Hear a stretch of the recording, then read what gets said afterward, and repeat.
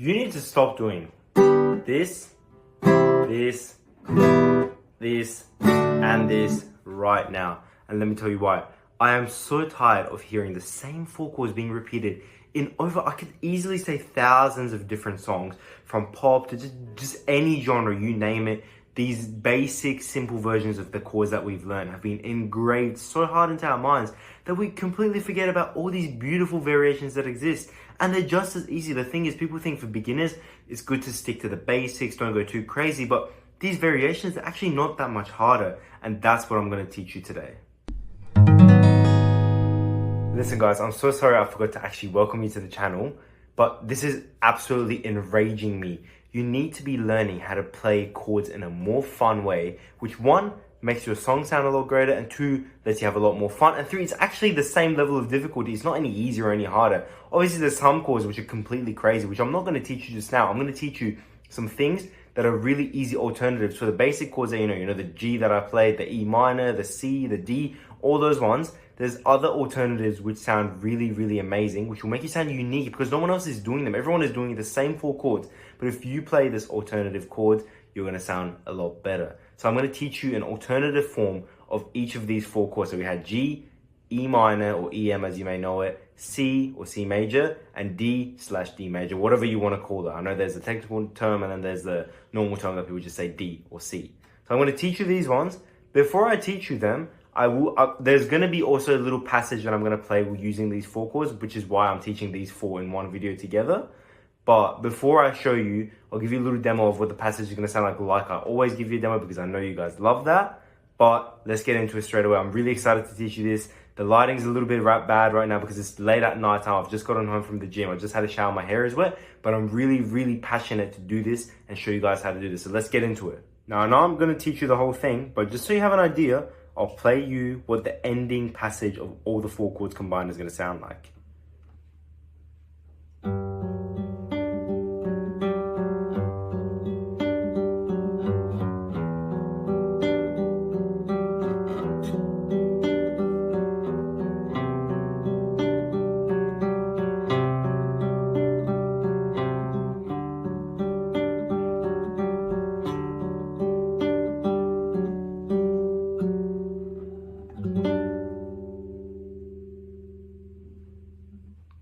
Now that was in comparison to you just normally doing those chords. Instead of the alternatives, it would have been.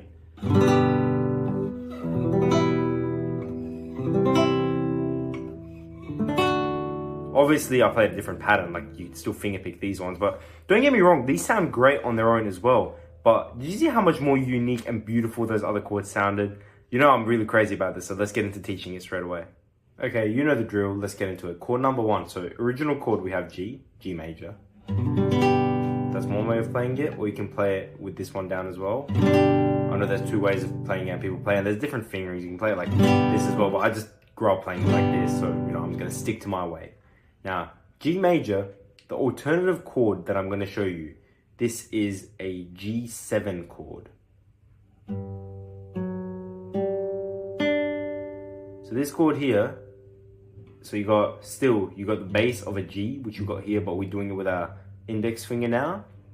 And we're actually not playing this A string here. So this 5th string, we're putting our ring finger on the 4th fret of the 4th string, which is an F sharp, which is what makes it a G7. And then you have the open 3rd string, makes it another G. And then finally you get your middle finger, hard to see, but it ends up being here on the 3rd fret of the 2nd string, which is a D. So you combine these ones. So we're playing the 6th string, we're not playing the 5th string, we're playing the 4th and the 3rd and the 2nd strings, and we're not playing the 1st string. So in total, you're playing 4 strings. And if I pick each note separately, you get.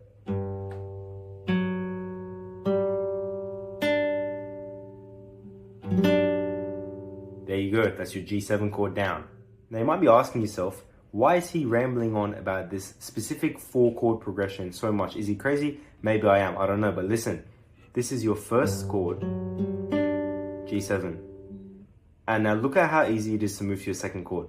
You just take this index finger off, and that's it. You don't need to do anything else. So you still got this open 6th string, You got your ring finger on the F sharp here on the 4th fret of the 4th string. Still got the open 3rd string, which is the G. And bam, you got the D at the end there, which is still got the middle finger. It's hard to see again. Middle finger on the 3rd fret of the 2nd string. Same strings being played, you literally take this off. That's why I love this so much, because it's so easy to change chords with this progression. It's so much easier than doing this and then changing to an E minor, when you just got this, and then you just do that. Really easy, really, really easy. So that's your 2nd chord done in under a minute for you. You couldn't have possibly guessed it. Guess what happens on the 3rd chord? Okay, so let's go from the 1st chord. G, G7, fine. Take off this E minor 9. Now, I will have to double check the name for this one because it is quite a long name. I've actually written these down because it's so long. But this one has an especially long name. But hear this. Ready? This chord is called a Csus2 Dadd11. You can see why I needed to get my paper out for that one.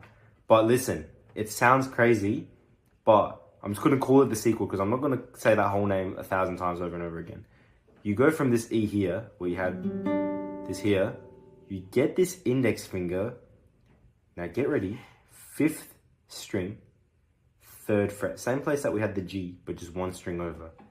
Bam, put that down.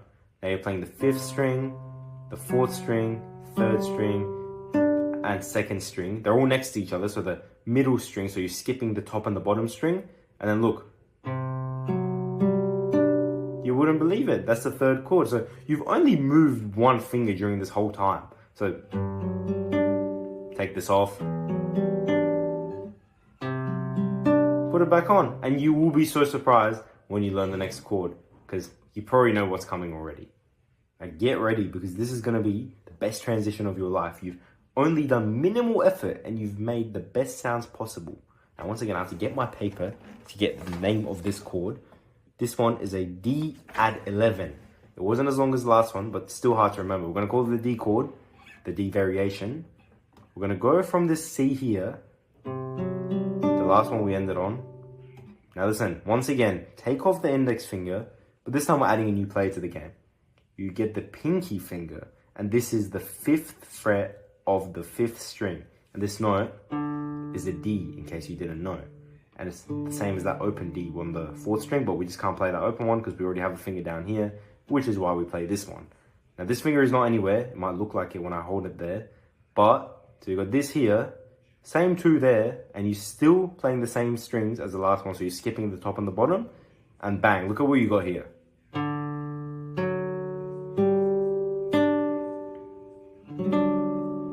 Tell me that doesn't sound absolutely amazing and stunning.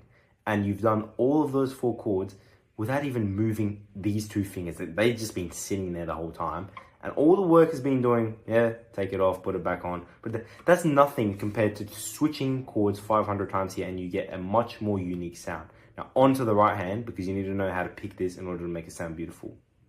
I've actually worked out a new angle, which lets you see my fingers much better compared to the old angle where I used to do here. And also the reflection of my light is there. So, this is a lot better.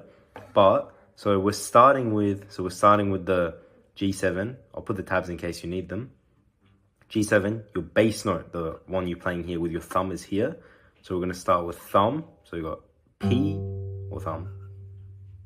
And then just index, middle, ring. So first section was just thumb, index, middle, ring. You just rolled them one by one. So you got, and then middle, index, middle, index, and that's one part done. And you'd repeat that over again and you get the whole part for that chord. So you got thumb, index, middle, ring, middle, index, middle, index, repeated again, thumb, index, middle, ring, middle, index, middle, index. Now, you're probably enraged right now because when I did this, I did a... But I'm not going to teach you that yet because that is a little bit more complicated. I'll teach you the basic pattern with just the normal switching between the index and the middle.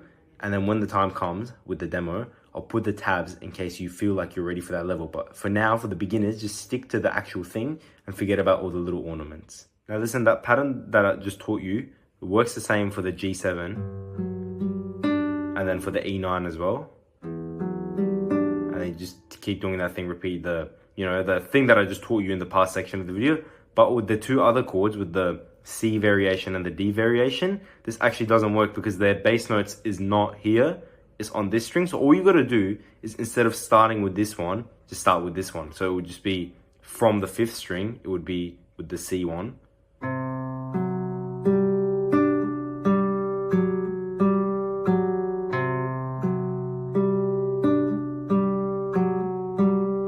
And then, you would do the next chord with the D variation. And when you're gonna end this, just end it really nice. So you finish the last part of your D variation, slow down, and then get your original G7 chord ready. Just roll it, nice and beautiful. This is meant to be relaxing, like after playing this, I'm in a Zen state. So I'm completely, relaxed and soothed. It's very soothing. So play it like it is.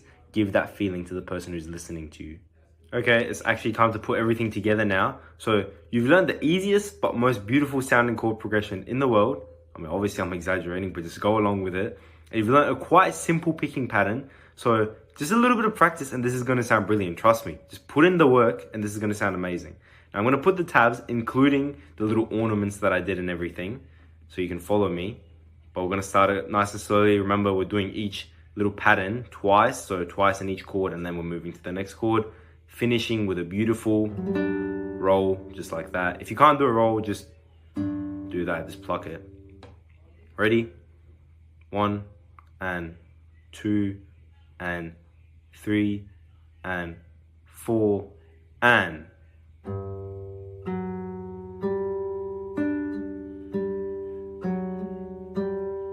Again.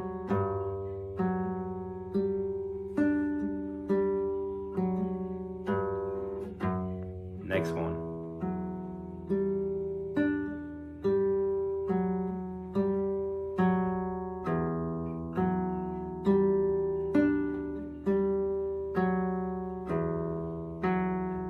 Next one.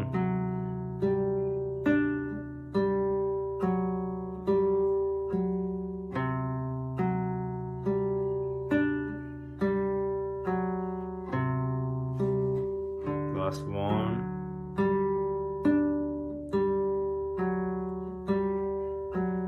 Slowing down.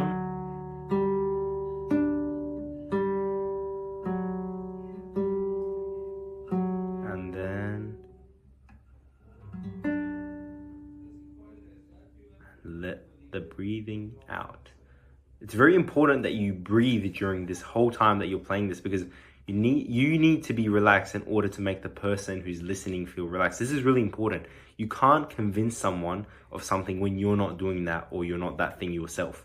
So really important to be really calm and relaxed. I almost fell asleep while I played that. Not because it's boring, because it's so relaxing that I was in a meditation mode when I played that. So go back over that little tutorial section and try that out a few times until you feel a little bit more fluent, and then skip to the next section where we'll play it at real speed. Okay, I'll welcome you to the last part of the video, the full speed run through. I'll give you a little demo. It's just gonna be like, so around that speed. So be expecting that. Don't be taken by surprise when I start zooming away with this, because it is relaxing, yes, it can be played slowly, but that difference of these notes, those two notes, because they're not really supposed to be played together in a chord, but this is what makes this beautiful. That's nicer when it's played a little bit quickly, sorry. So let's try doing that now at full speed. Ready? 1 and 2 and 3 and 4 and.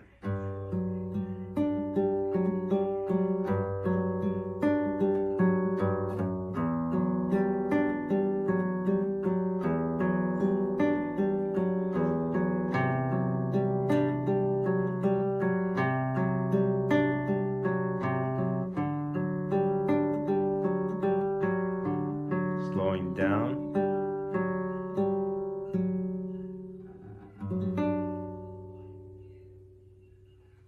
And you gently mute it out. I mean, I was in a bad position then when I was sitting, but usually you would actually put your palm there and mute it out like that. So look at this. You see how it kind of mutes it out rather than just going. So there's a classical guitar 101 tip for you right there as well. I've learned that from my classical training. And one last tip, from here to here at the ending, you don't want to take this off immediately because it blocks the sound. So you keep this, and then last note, you put this on. It does hurt because it's a very tight position. Then you take this off, and then you do that. So keep this on as long as possible. Even if you can, just hold it on there because it rings all those sounds out and they all combine together and make the most beautiful harmony you could ever think of. There's the last tip. Phew, end of the lesson. What did you think of that? Now, I know you're gonna love that and you're gonna find that one of the best lessons I've ever taught you, because I taught this on Instagram if you haven't seen it already, and it got over 450K, something like that. It's getting higher as we speak, but over 450K views. So I said to myself, there's no way I can't teach a full version of this because people love this so much and found it so useful. And it's funny because I had a lot of comments of people saying, you know, you're ruining the original chord, blah, blah, blah. But listen, they probably know this sounds beautiful as well. It's just a little bit more difficult. Some people aren't putting in the effort. But you guys who are here, learn this and impress anybody who is listening to you play. So I know I got good feedback on the other platforms. So I'm hoping you guys enjoy this. And obviously, if you do, I'm going to be honest with you. Please give it a like, a subscribe, and a comment. It really helps me out, grow my channel as well.